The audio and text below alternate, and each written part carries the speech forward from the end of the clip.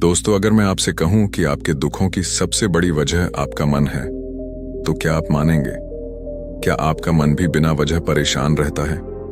क्या आप भी रात को सोते समय ज्यादा सोचते हैं? आज की इस कहानी में आपको मिलेगा मन को शांत करने का ऐसा तरीका जो किसी दवा से भी ज्यादा असरदार है। इस वीडियो को अंत तक जरूर देखें, क्योंकि आखिरी सीख आपकी जिंदगी बदल सकती है। बहुत समय पहले की बात है, जब गौतम बुद्ध अपने शिष्यों के साथ एक गांव की ओर जा रहे थे। रास्ता शांत था, हवा ठंडी थी, लेकिन बुद्ध के चेहरे पर एक अलग ही गहराई थी। उनके साथ चल रहा एक युवा शिष्य आनंद बहुत बेचैन था। आनंद ने पूछा, भगवान, मन को शांत कैसे रखें? जब कोई हमें अपमानित करे, जब जीवन में असफलता मिले, जब लोग हमें समझे ही नहीं, तब क्या करें? बुद्ध मुस्कुराए। उन्होंने कोई तुरंत उत्तर नहीं दिया। वे गांव के पास एक सूखी नदी के किनारे बैठ गए। पहला दृश्य, गंदा पानी। बुद्ध ने आनंद से कहा, जाओ नदी से थोड़ा पानी ले आओ। आनंद गया, लेकिन जैसे ही वह पानी भरने लगा, कुछ लोग नदी पार कर रहे थे। उनके पैरों से कीचड़ उठ गया और पानी गंदा हो गया। आनंद वापस आया और बोला, भगवान, पानी गंदा है, पीने योग्य नहीं। बुद्ध ने शांत स्वर में कहा, कोई बात नहीं, थोड़ा समय बाद फिर से जाकर देखो। कुछ देर बाद आनंद फिर गया। इस बार पानी बिल्कुल साफ था, कीचड़ नीचे बैठ चुका था। आनंद पानी लेकर आया। बुद्ध का उत्तर बुद्ध बोले, आनंद, क्या तुमने पानी को साफ किया? आनंद बोला, नहीं प्रभु, मैंने कुछ नहीं किया, बस इंतजार किया। बुद्ध ने कहा, ठीक वैसे ही, जब तुम्हारा मन गंदा हो, क्रोध, अपमान, दुख से भरा हो, तो उसे जबरदस्ती शांत करने की कोशिश मत करो। बस उसे समय दो, शांत बैठो, कुछ मत करो, कीचड़ अपने आप बैठ जाएगा। दूसरा दृश्य, अपमान की परीक्षा। उसी गांव में एक व्यक्ति था जो बुद्ध से ईर्ष्या करता था। जब बुद्ध गांव में पहुंचे, वह व्यक्ति गुस्से में आया और बुद्ध को अपशब्द कहने लगा। वह लगातार बोलता रहा, गाली देता रहा, लेकिन बुद्ध शांत बैठे रहे। थोड़ी देर बाद वह व्यक्ति थक गया।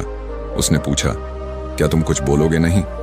बुद्ध ने शांत स्वर में कहा, अगर कोई तुम्हें उपहार दे और तुम उसे स्वीकार न करो, तो वह उपहार किसके पास रहेगा? व्यक्ति बोला, देने वाले के पास। बुद्ध बोले, मैं तुम्हारे अपशब्द स्वीकार नहीं करता, वे तुम्हारे ही पास रहेंगे। वह व्यक्ति स्तब्ध रह गया। गहरी सीख उस दिन आनंद ने समझा, अपमान तभी तक चोट देता है जब तक हम उसे स्वीकार करते हैं। क्रोध तभी तक जलाता है जब तक हम उसे पकड़े रहते हैं। दुख तभी तक भारी है जब तक हम उसे अपना मानते हैं। तीसरा दृश्य, जलता हुआ कोयला। बुद्ध ने शिष्यों से कहा, क्रोध ऐसा है जैसे तुम किसी और पर फेंकने के लिए जलता हुआ कोयला पकड़ो, लेकिन पहले वह तुम्हारा हाथ जलाता है। मन की आग सबसे पहले हमें ही जलाती है। जीवन का मोड़। कुछ महीनों बाद वही व्यक्ति जिसने बुद्ध का अपमान किया था, उनके पास आया। उसकी आंखों में आंसू थे। मुझे क्षमा करें, उसने कहा। बुद्ध ने पूछा, तुम कौन हो? वह बोला, मैं वही हूं जिसने आपको अपमानित किया था। बुद्ध मुस्कुराए और बोले, वह व्यक्ति तो कल था, आज तुम बदल चुके हो। मैं उसे क्यों याद रखूं जो अब है ही नहीं। अंतिम संदेश दोस्तों, मन को जीतना दुनिया को जीतने से बड़ा है। बाहरी शोर से ज्यादा खतरनाक है अंदर का शोर। जब मन शांत होता है तो परिस्थिति नहीं, दृष्टिकोण बदलता है। मन को जबरदस्ती शांत मत करो, उसे समय दो। अपमान स्वीकार न करो, वह लौट जाएगा। क्रोध पहले हमें जलाता है, जो बीत गया उसे छोड़ दो। शांति बाहर नहीं, भीतर है। एक दिन गौतम बुद्ध अपने शिष्यों के साथ विहार कर रहे थे। एक शिष्य का मन बहुत अशांत था।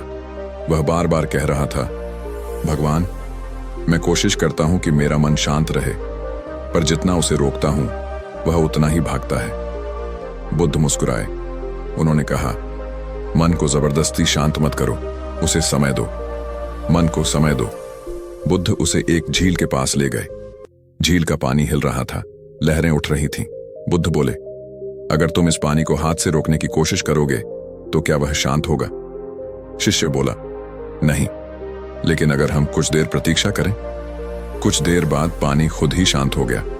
बुद्ध बोले, मन भी ऐसा ही है, उसे दबाओ मत, उसे समय दो। अपमान स्वीकार मत करो। उसी समय एक व्यक्ति आया और बुद्ध को अपशब्द कहने लगा। शिष्य क्रोधित हो गया, पर बुद्ध शांत रहे। बुद्ध ने उस व्यक्ति से पूछा, यदि कोई तुम्हें उपहार दे और तुम उसे स्वीकार न करो तो वह किसके पास रहेगा? वह बोला, देने वाले के पास।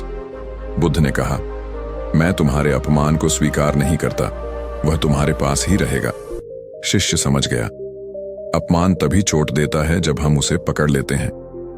क्रोध पहले हमें जलाता है। शिष्य ने पूछा, भगवान, जब कोई अन्याय करे तो क्रोध आना स्वाभाविक है, फिर क्या करें? बुद्ध ने एक जलता हुआ लकड़ी का टुकड़ा उठाया। यदि तुम इसे किसी पर फेंकना चाहो तो पहले तुम्हारा हाथ जलेगा। क्रोध ऐसा ही है, दूसरों को जलाने से पहले वह हमें ही जला देता है। जो बीत गया उसे छोड़ दो। कुछ देर बाद वही व्यक्ति पछतावा लेकर वापस आया। उसने क्षमा मांगी। बुद्ध ने कहा, जिस व्यक्ति ने मुझे अपमानित किया था वह अब यहां नहीं है, और जिसे अपमानित किया गया था वह भी अब वैसा नहीं रहा। शिष्य चकित रह गया। बुद्ध बोले, हर क्षण हम बदलते हैं, फिर अतीत को क्यों ढोते हो? शांति बाहर नहीं, अपने भीतर है। शिष्य ने अंतिम प्रश्न पूछा, भगवान, शांति कहाँ मिलेगी? बुद्ध ने आंखें बंद की और कहा, जब तुम बाहरी दुनिया को बदलने की कोशिश छोड़ दोगे और भीतर देखोगे, तब पाओगे। शांति हमेशा से तुम्हारे भीतर थी। दोस्तों, मन को जबरदस्ती शांत मत करो, उसे समय दो। अपमान स्वीकार मत करो, वह लौट जाएगा। क्रोध पहले हमें जलाता है, जो बीत गया उसे छोड़ दो। शांति बाहर नहीं, भीतर है। यही बुद्ध की सच्ची शिक्षा है।